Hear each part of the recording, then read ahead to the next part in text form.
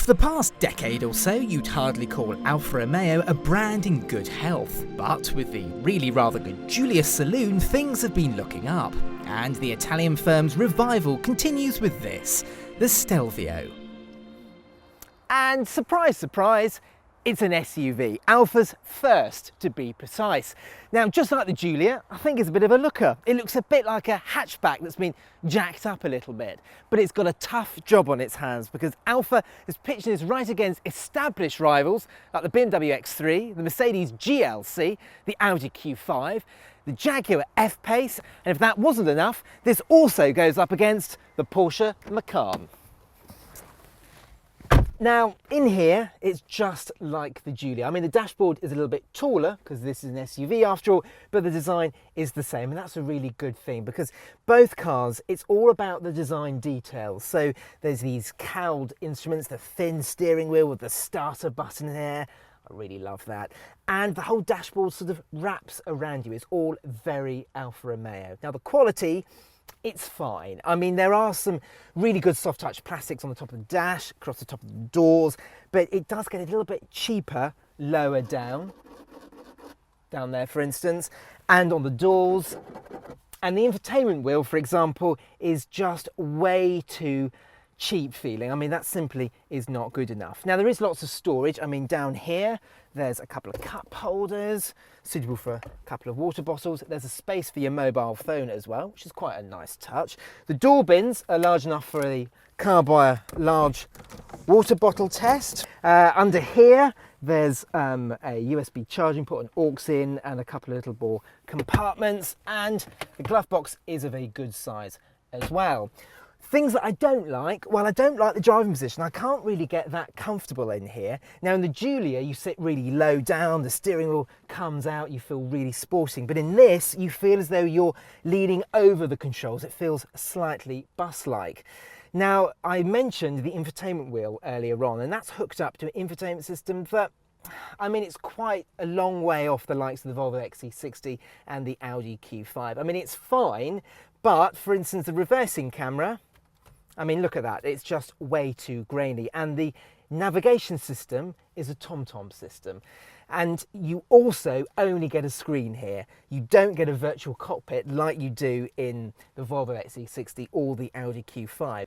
But if you want a virtual cockpit, buy an Audi Q5. This is an Alfa and it has its own appeal. The Stelvio model range is a bit oddly equipped. The entry-level car has hill descent control, lane departure warning, alloys and climate control, but it doesn't have sat-nav and it only has cloth seats. Super gets sat-nav, larger 18-inch wheels and part leather seats, while Speciale has leather, heated front seats and aluminium gearshift paddles. This Milano Edizione gets 20-inch wheels, red brake calipers and an upgraded stereo. There's also a hot quadrifoglio model right at the top of the range. Back here, and the Stelvio isn't the most spacious in this class. I mean, the footwells are pretty narrow, the centre transmission tunnel is quite wide, and I think fitting 3 people abreast here would be a little bit tight. Having said that, there is quite a lot of room for 2 people. There is good knee room, headroom is pretty good. Despite this sloping roofline, I have got loads of space, and there's some nice touches back here. There is an armrest with 2 cup holders. The rear seats split 3 ways, so you can have the middle bit down and carry large items if you really want to. And the ISOFIX points that are easily reachable and they're accessible via this little flap. And there are 2 USB charging points as well, so the kids on long journeys will be really very happy. Round to the boot, and it's a similar story because the Stelvio's boot isn't the largest in the class. I mean, a BMW X3's boot is quite a bit larger, but it is good enough. I mean, it's square, there's more than enough space for most people. Well, there's no lip whatsoever, which is really nice. There's some nice little lash down points. We've got a little cubby down there. There's a hook either side and a 12-volt socket.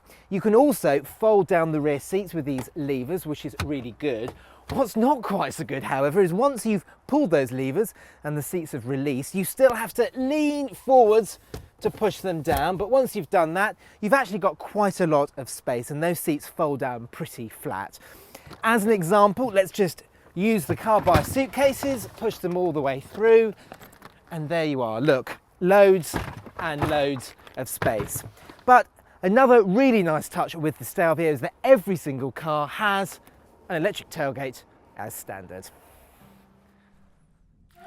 Under that shapely bonnet you'll find two 2.2 litre diesels with 178 brake horsepower or 207, while for petrol there's two 2 litre units with 197 bhp and 276, while the Quadrifoglio gets a 2.9 litre twin turbo V6 with 503 brake horsepower.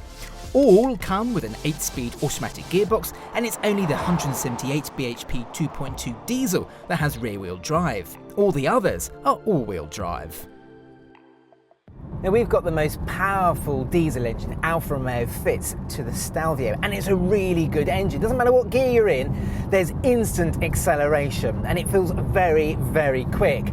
Now it's mated to a really fantastic 8-speed automatic gearbox. In most automatic cars I tend to leave them in automatic mode, but in this one I find myself moving to manual mode nearly all of the time, and that's because you get these fantastic aluminium paddle shifters behind the wheel, and they're an absolute delight to use. It just makes the Stelvio stand out a little bit from its rivals.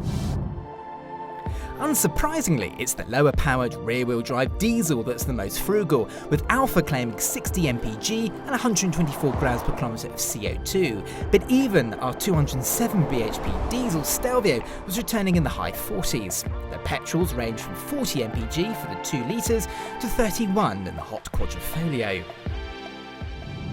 Now it's not just the engine and the gearbox that are great in the Stelvio, but it's also the chassis.